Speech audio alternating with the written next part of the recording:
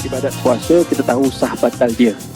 Tetapi ibadat solat sesetengah orang kadang-kadang dia tak tahu sah ke tak sah ke. Dia perlu refresh balik. Sebab nak jadi orang yang bertakwa, solat kena betul, puasa kena betul. Kalau puasa saja betul, solat masih lagi tak betul, susah untuk dia jadi takwa. Dia tak akan capai benda tu. Assalamualaikum warahmatullahi wabarakatuh. A'udzubillahi samil alim minasyaitonir rajim. Bismillahirrahmanirrahim. Alhamdulillah rabbil alamin.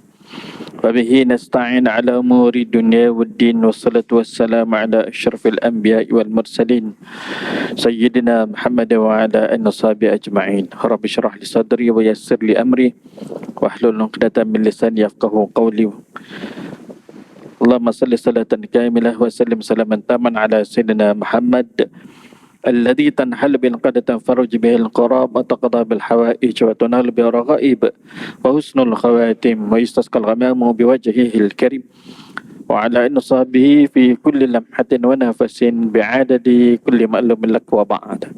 Alhamdulillah, syukur pada Allah Subhanahu wa taala kerana telah menentu dan memilih kita di antara mereka yang hadir ke masjid ini pada tarikh dan ketikanya, maka sesuai dengan ketetapan Allah, maka kitalah antara yang berada di masjid-masjidnya pada hari ini. Tuan-tuan, kita merafakkan syukur pada Allah bukan semata-mata kerana beradanya kita ni, tetapi kita berada pula dalam bulan Ramadan Al-Mubarak, yang mana apabila kita buat satu amal soleh berlipat ganda, Allah Ta'ala ganjarkan. Lihatlah peluang yang Allah Ta'ala buka dengan rasa syukur, maka kita menambahi amal kita tanpa berkira dengan Allah Subhanahu wa taala. Terima kasih pada pimpinan Masjid Al-Falah kerana meminta anda untuk hadir pada hari ini mengisi ruang tengah hari kita. Tazkirah kita pada tengah hari ini bukan cerita tentang Ramadan, kerana ramai asatizah saya lain memang dah hari-hari cerita, khususnya 30 hari inilah. Anda akan cerita tentang fik solat. Kerana ibadat puasa kita tahu sah batal dia. Tetapi ibadat solat sesetengah orang kadang-kadang dia tak tahu sah ke tak sah ke. Dia perlu refresh balik. Sebab nak jadi orang yang bertakwa, solat kena betul, puasa kena betul. Kalau puasa saja betul, solat masih lagi tak betul, susah untuk dia jadi takwa. Dia tak akan capai benda tu. Baik, di antaranya disebutkan bagaimana hukum imam wanita, makmum lelaki. Ada tak situasi yang membolehkan? Dinyatakan oleh Ibn Qasim, wala tasihhu qudwatu rajulin bi amrat. Tidak sah ikutan seorang lelaki kepada wanita sebagai imam. Orang perempuan tak boleh jadi imam bagi orang lelaki. Perempuan sama perempuan boleh. Ya, begitu. Baik. Tapi ada tak dalam situasi yang tertentu yang boleh? Boleh untuk anak yang kecil. Anak lelaki kita yang kecil, umur 4 tahun ke bawah, dia ikut mak dia solat, mak dia jadi imam, dia jadi makmum. Yang itu boleh. Kalau yang dah memayyiz, tak boleh. Memayyiz umur dah 7 tahun dah, 6 tahun dah, 5 tahun dah. Macam tu, 5 tahun tu dah mula nak start memayyiz. Macam tu. Baik. Bagaimana jantina imam dan makmum? Terdapat 4 keadaan yang membawa kepada batalnya solat berjamaah. Batalnya solat berjamaah. Baik. Di antaranya disebutkan, fasuwarul butlani arba'un, rajulun bi amrat, rajulun bi khunsa, khunsa bi amrat, khunsa bi khunsa. Antara keadaan yang membatalkan solat ada 4. Ini bukan batal berjamaah, batal sembahyang tu sendiri batal dah. Ada dalam situasi yang lain, dia tak dapat fadilat jamaah, tapi solat masih sah. Tak dapat fadilat berjamaah, tapi solat masih sah. Macam mana tu? Itu situasi yang lain lah. Nanti kita cerita. Baik, solat yang batal, antara keadaan yang membatalkan solat ada 4. Lelaki mengikut imam perempuan. Lelaki mengikut imam khunsa, ada 2 alat kemaluan, 2 alat jantina. Khunsa mengikut imam wanita, tak boleh. Khunsa mengikut imam wanita, tak boleh. Dan khunsa mengikut imam khunsa pun tak boleh. Khunsa ni tak diketahui kecenderungan dia tu, lelaki ke perempuan ke. Kan? Tapi kalaupun dia tahu, tapi dia tak boleh mengikut imam perempuan, maka adalah sah bagi lelaki mengikut imam lelaki, confirm. Khunsa mengikut imam lelaki, confirm. Wanita mengikut imam lelaki, apatah lagi. Wanita mengikut imam khunsa dan wanita mengikut imam wanita. Yang ni yang sah. Itu dia cara dia, tuan-tuan ya. Baik. Jadi wanita mengikut imam khunsa kerana apa? Kerana kebarangkalian dia cenderung kepada wanita, still okey wanita ikut imam wanita. Kalau dia kebarangkalian mengikut ke arah lelaki, sebab sifat kelelakian dia lebih menguasai berbanding feminin dia, keperempuanan dia, walaupun dia ada dua alat. Memang perempuan boleh mengikut imam lelaki, tak ada masalah. Begitu juga wanita mengikut imam wanita. Tuan-tuan, dulu 20 tahun yang lepas, lebih lama dah lah, ada seorang pensyarah UIA, dah lama dah pun dikeluarkan daripada UIA kan, dia berfahaman liberal ya. Dia pergi balik ke negara dia di UK, namanya Aminah Wadud. Dia menjadi imam, orang lelaki belakang dia ikut dia jadi makmum kan. Orang lelaki jadi makmum, dia jadi imam. Dia baca Fatihah sebagus, dia terjemah dalam bahasa Inggeris. Dia baca ayat yang kedua, dia terjemah dalam bahasa Inggeris. Ni Aminah Wadud. Bid'ah, dalalah. Sesat tu, sesat kan. Mana boleh buat macam tu, baca terjemah, baca terjemah, baca terjemah, tak boleh kan, salah. Lagi salah pula yang mengikut di belakang tu bercampur-campur saf dia, lelaki perempuan campur sekali. Tak ada sebaris-baris, tak ada. Campur dalam satu-satu, bercampur lelaki dan perempuan. Gitu keadaan dia, tuan-tuan ya. Baik. Bagaimana hukum anak zina sebagai imam? Okey, sebelum kita masuk kepada anak zina sebagai imam, bagaimanakah situasi yang menyebabkan solat berjamaah tetapi tak dapat fadilat berjamaah? Contoh, apabila kelakuan makmum seiring dengan perubahan rukun imam daripada satu ke satu yang lain. Dan rukun fi'li. Imam rokok serentak, dia pun sama serentak dengan imam. Sami Allah liman hamidah serentak dengan imam. Sujud pun sama, turun dia. Kalau Kelantan kata badi laju. Macam tu kan. Solat dia masih sah, tapi fadilat berjamaah dia tak dapat, makmum tu. Itu ya. Satu. Lagi antara lain, benda yang masih lagi dianggap sah apabila dia memberi salam, yang lain-lain okey.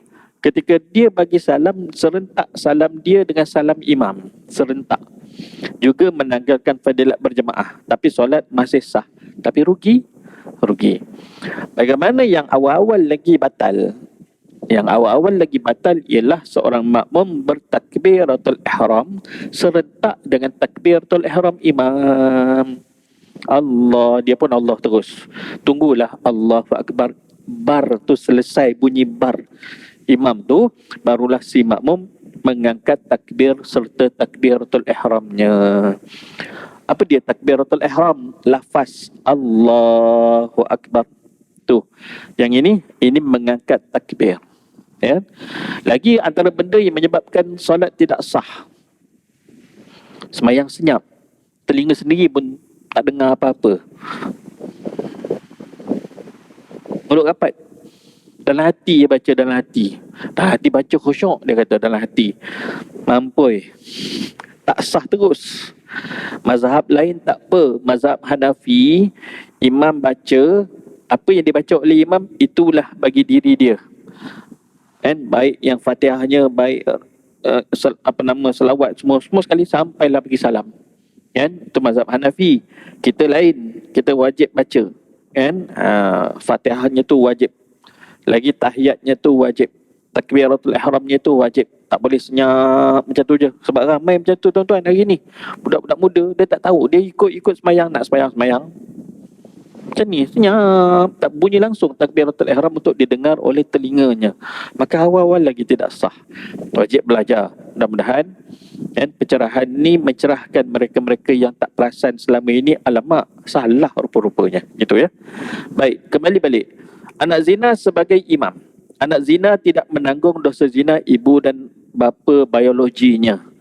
Jika anak zina ini layak menjadi imam, maka diharuskan baginya untuk menjadi imam. Tapi tengok tempat. Baik, dia layak tu macam mana? Kerana dia belajar, dia kuasai ilmu tajwidnya bagus, bacaan Qurannya bagus, ilmu fiqh solatnya pun bagus, akhlaknya pun elok. Boleh, tak salah dia jadi imam. Macam tu ya. Walaupun sedemikian, walaupun macam tu, dinyatakan juga makruh hukumnya bagi anak zina menjadi imam. Dia letakkan diri dia untuk pergi jadi imam tu makruh. Tapi kalau orang lain nak mengikuti dia, tidak makruh. Orang lain yang nak jadi makmum ni tak makruh. Kan? Tak wajib usul pun. Kau anak zina ke tidak? Tak, jangan macam tu. Tak boleh. Baik. Hukum makruh ini tidaklah membatalkan salat atau mencacatkan ibadat solat tersebut. Jadi kalau dia nak jadi imam di rumah ahli keluarganya sendiri, adik-beradiknya, tafadhal, silakan. Jatuh dah. Baik. Bagaimana hukum kanak-kanak menjadi imam? Boleh tak? Okey. Sah bagi anak-anak yang mumayyiz menjadi imam salat. Mumayyiz ni apa maknanya? Dah tahu beza dah. Betul, tak betul, mana elok, mana tak elok, mana bersih, mana kotor, kan? Dia dah faham. Adapun kanak-kanak yang belum mumayyiz tidak sah menjadi imam. Begitu juga harus kanak-kanak mumayyiz menjadi imam solat Jumaat dengan syarat bilangan jemaah lebih 40 orang. Ya, disebut begitu. Walau bagaimanapun perincian yang lebih baik, ya, terdapat pendapat ulama bahawa kanak-kanak tidak sah menjadi imam solat Jumaat. Dinyatakan dalam Al-Muhazzab. Juga solat fardu yang lain pun sama juga, dia diambil kira sedemikian. Kan? Sebab hukum kanak-kanak solat yang dia belum akil baligh ni sunat, dia belum wajib. Itu ya. Dia baru sunat. Baik, disebutkan dalam Al-Muhazzab, apabila seorang kanak-kanak sampai kepada satu had berakal, sedangkan dia daripada ahli solat, reti dah semayang ni, maka statusnya sebagai imam solat adalah sah. Demikian kerana riwayat daripada Amr ibn Salamah bahawa beliau pernah menjadi imam solat pada zaman Nabi SAW ketika umurnya 7 tahun. Dalam isu solat Jumaat ada dua pandangan, ada dua pendapat. Imam Asy-Syafi'i berkata dalam kitab bahawa kanak-kanak tidak harus menjadi imam kerana mendirikan solat baginya sunat, belum wajib. Itu dia kan. Baik. Kalau akil baligh bagi perempuan biasanya 9 tahun. Kalau akil baligh bagi lelaki 10-11 tahun, lebih kurang macam tu. Seeloknya imam solat Jumaat mestilah seseorang yang sudah cukup umur akil baligh lah, bukan lagi kanak-kanak. Begitu juga solat berjemaah yang rasmi, solat yang lainnya, solat fardu 5 waktu. Adapun berjemaah di rumah, tidak mengapa anak-anak menjadi imam. Yang dah mumayyiz ni, bang, ayah pergi solat tarawih kat masjid surau dengan nisyak ni, kamu di rumah jadi imam, nanti mak jadi makmum dengan adik-adik kamu jadi makmum di belakang. Sengaja kita nak latih dia sifat kepimpinan. Elok tuan-tuan. Ada masa kita bawa dia, ada masa kita suruh dia jadi imam di rumah supaya nak membiasakan dia keberanian. Gitu kan? Dan latih dia juga zikir-zikir wirid dan sebagainya. Bakal pengganti kita tu. Gitu dah. Bagaimana pula orang yang cacat menjadi imam? Harus bagi orang buta matanya untuk menjadi imam. Anas ibn Malik radhiyallahu anhu menceritakan bahawa Nabi sallallahu alaihi wasallam melantik Abdullah bin Ummi Maktum, seorang yang buta. Kan muazzin Rasulullah sallallahu alaihi wasallam ada dua orang. Seorangnya Sayyidina Bilal bin Rabah, seorang lagi adalah Sayyidina Abdullah bin Ummi Maktum yang buta ni, untuk menjaga urusan Madinah sebanyak 2 kali semasa ketiadaan Rasulullah sallallahu alaihi wasallam. Baik. Dan dia menjadi imam sebanyak 2 kali tu. Ya, sedangkan beliau buta, a'ma. Dinyatakan dalam Tashih Al-Mustafidin, wa tasihhu imamatul a'ma bila karahati bil ittifaq. Imam yang terdiri daripada orang yang kurang upaya. OKU. Dulu OKU disebut orang kurang upaya. Sekarang ni dah lain dah tuan-tuan. Dia tak sebut perkataan kurang. Disebut orang kelainan upaya. Dia berbeza dengan kita. Macam tu ya. Penglihatan ni yang dalam kes yang ni buta adalah sah menjadi imam tanpa makruh dengan kesepakatan ulama. Maknanya katalah imam kita orang yang terpaksa guna kerusi untuk solat. Kita di belakangnya orang yang berdiri macam biasa. Harus sah, tak ada masalah. Itu dia kan. Walaupun dia solat duduk sekalipun. Begitu juga kita ke mana kadang-kadang tuan-tuan kan, kita pergi ke hospital, teman ayah kita, teman datuk kita, kan, dia nak sembahyang tu, kita minta dia jadi imam, kita jadi makmum. Nak happy kan dia, seronokkan dia. Dah lama tak sembahyang jemaah, kan. Ayah, boleh ayah jadi imam? Tak apa ke? Ayah ni guna tayamum, ayah tak berwuduk macam kamu sebab ayah terhalang menggunakan air, contohnya lah. Sah, tak ada masalah. Boleh orang yang bertayamum menjadi imam bagi orang yang berwuduk di belakang, tak ada masalah. Tuan-tuan baik. Jadi tidak makruh pun orang yang buta menjadi imam bagi orang yang celik.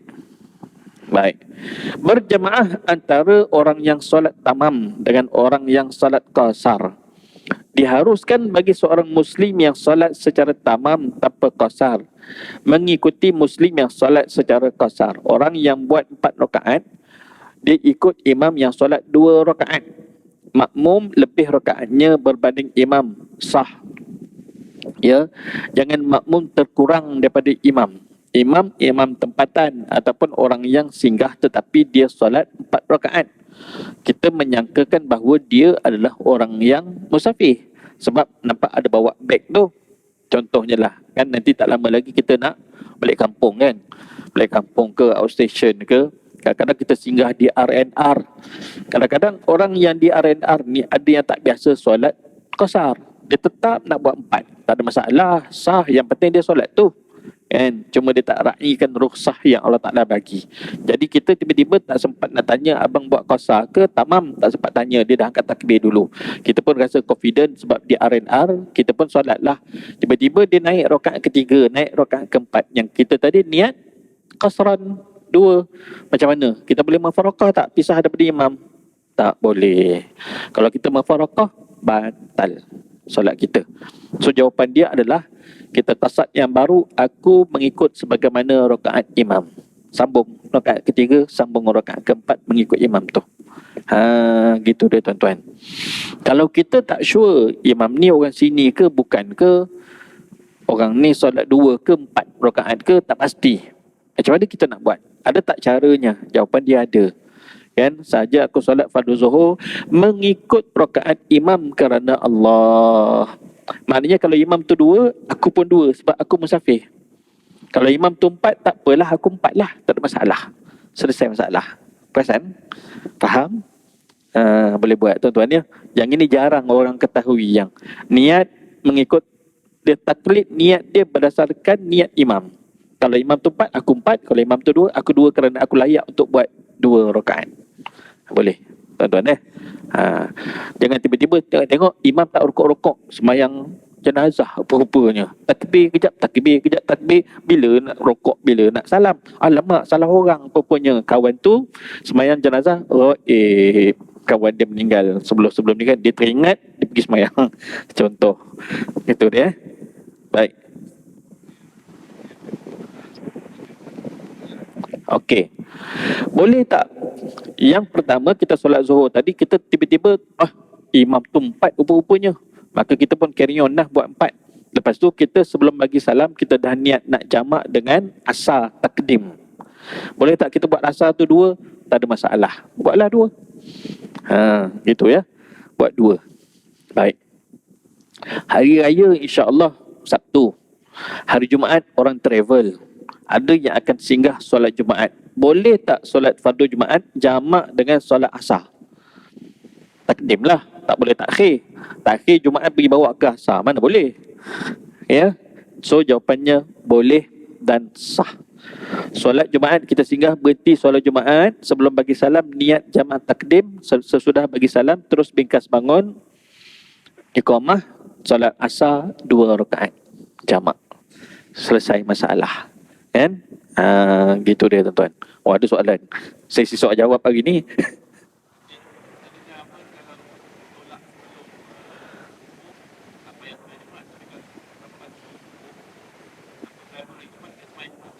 Okey. Persoalan daripada abang kita. Ada pandangan menyatakan jika sekiranya kita keluar daripada qaryah kita sebelum waktu subuh, sebelum masuknya waktu subuh, maka tanggal baginya kewajipan Jumaat. Harus baginya untuk mendirikan solat zuhur. Gitu ya. Ada satu pandangan sedemikian. Dan ada juga pandangan yang lain juga sahih dan kuat pandangannya, walaupun kita dah keluar sesudah subuh, kan, sesudah subuh pun tak ada masalah, kan.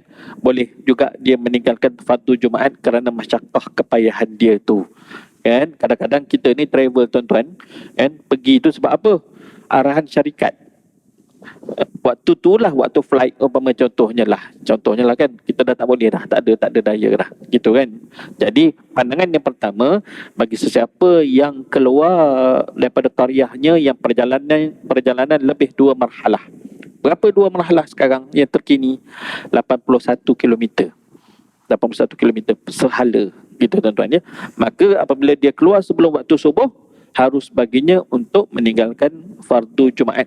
Jadi diganti dengan Zuhur. Baik. Katalah kita orang yang bawa kenderaan sendiri, bukan naik bas. So kita bebas nak berhenti mana-mana, ikut suka kita, time mana yang kita selesa, kita berhentilah. Tiba-tiba waktu dekat kita nak berhenti tu dekat dengan fardu Jumaat, ataupun ngam-ngam Jumaat ketika tu, ketika mana kita berhenti di masjid umpamanya lah. Kita nak buat Zuhur ke kita nak buat Jumaat? Maka jawapannya adalah afdal buat Jumaat. Kerana apa? Fadilat Jumaat lebih besar daripada Zuhur, kan? So sesudah Jumaat sambung dengan asar jamak takdim. Gitu tuan-tuan. Nampak dah? Baik. Imam duduk kerana tidak mampu berdiri. Sabda Nabi sallallahu alaihi wasallam, "Idza shallal imamu jalisan fasallu julusan wa idza shallal imamu qa'iman fasallu qiyaman." Apabila imam bersolat dalam keadaan duduk, maka kamu hendaklah solat dalam keadaan duduk juga. Ini hadis yang awal, sebelum adanya hadis yang kemudian. Apabila imam bersolat dalam keadaan berdiri pula, maka kamu semua hendaklah turut bersolat dalam keadaan berdiri. Dalam mazhab Syafi'i, makmum yang mampu berdiri tetap perlu berdiri, okey, walaupun imam solat dalam keadaan duduk. Hal ini berdasarkan sunnah Nabi sallallahu alaihi wasallam bersolat dalam keadaan duduk pada akhir hayat Nabi sallallahu alaihi wasallam tengah sakit. Ya. Namun Nabi sallallahu alaihi wasallam membiarkan sahabat baginda solat di belakang dalam keadaan berdiri. Mana ni yang terkemudian ni menasahkan hadis yang awal. So hadis yang awal kata bila baginda duduk maka solat duduklah yang lain. Yang terkemudian ni pula ceritanya, kan, apabila baginda duduk yang lain berdiri, Nabi tak larang. Maka yang itu telah menasahkan yang sebelumnya. Itu tuan-tuan ya. Baik. Kita solat tarawih 20 rakaat. 10 rakaat yang pertama kita nak berdiri sebab okey lagilah. 10 rakaat kedua kita nak solat duduk. Boleh tak? Boleh. Solat duduk tak masalah. Sakit lutut, gaut, macam-macam ada kan. Jangan solat baring sudah. Solat baring janganlah. Kan, kaki orang belakang tu sampai ke kaki orang depan, duk gosok-gosok dekat tumit je, main melunjur tu. Kan, jadi nak solat duduk dia tu solat macam duduk tahiyat lah ataupun istirahat. Kan, tapi kalau nak duduk melunjur boleh ambil side tepi sekali, tepi yang orang tak ada sangat tu kan. Ada setengah-setengah orang dia terpaksa solat melunjur tuan-tuan kalau dia gaut. Gaut ni kena yang betul-betul timbul atas kaki tu. Sakit.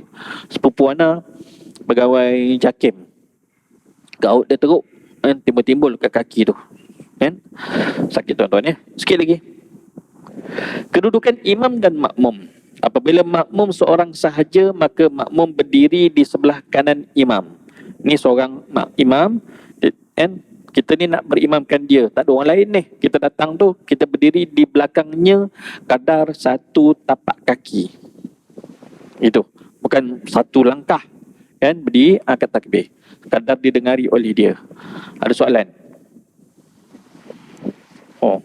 Sesi soal jawab hari ni.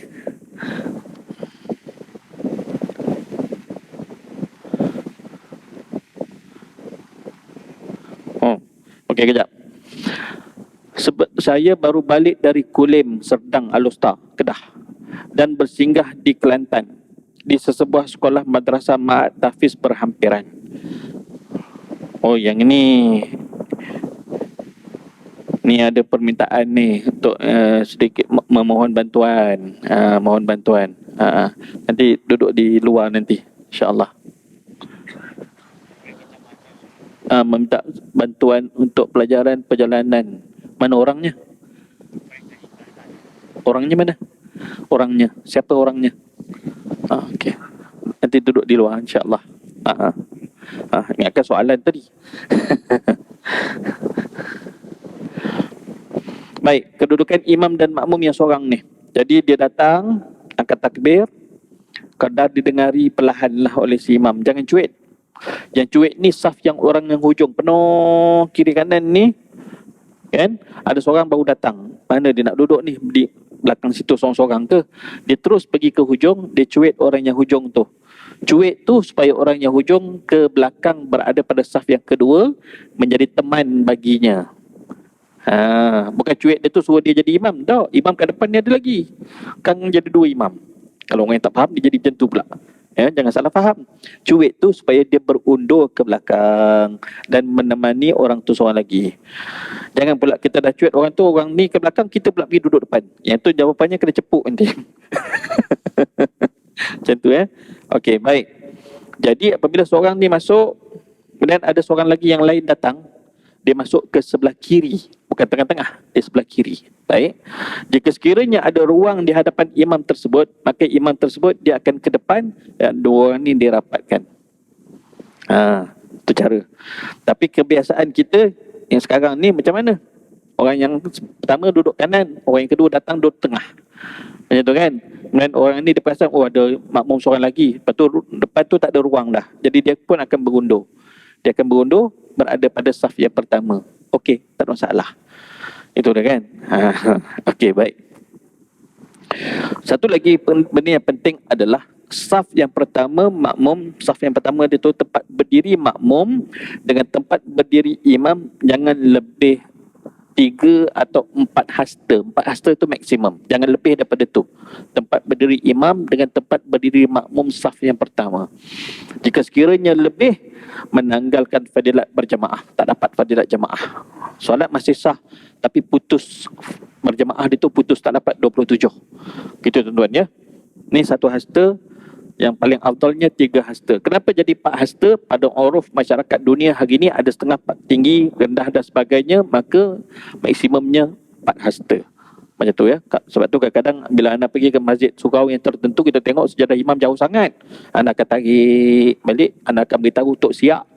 Macam ni kedudukan dia. Kadang-kadang kita beritahu next month kita datang, jadi balik. Sebab dia belum membiasakan yang betul tu. Tuan-tuan ya. Ingatlah, mudah-mudahan sikit sebanyak kita dapat ilmu fiqh dengan hari ini. Ada hasil yang elok untuk diri kita, untuk kita amalkan insya-Allah dalam waktu yang agak terhad. Aku qouli hadza wa astaghfirullahal azim li wa lakum. Assalamualaikum warahmatullahi wabarakatuh. Bismillahirrahmanirrahim. Allahumma faqqihna fid din وافتح لنا فتوح العارفين واجعل أعمالنا خير لوجهك الكريم. اللهم ارزقنا فهم النبيين وحرز المرسلين وإلهام ملائكة المقربين برحمتك يا أرحم الراحمين. وصلى الله على سيدنا محمد وعلى آله وصحبه وبارك وسلم. الحمد لله رب العالمين. تقبل الله منا ومنكم.